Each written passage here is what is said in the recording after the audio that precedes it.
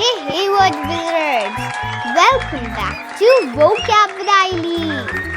Today's word is so delicate, so dainty, and so breakable that I should probably whisper it.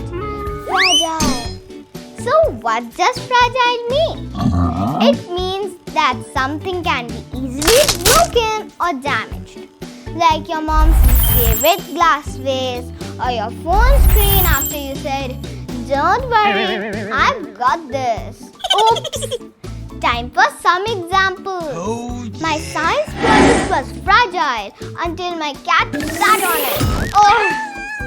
Or my little brother's feelings are fragile. I just said you're cute and he yelled no! Let's see how we can use it in a sentence.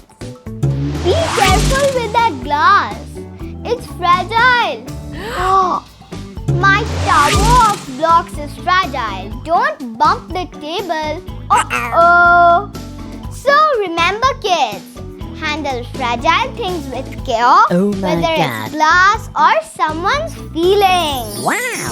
Alright, my word explorers, go ahead and spread your shiny new word, fragile.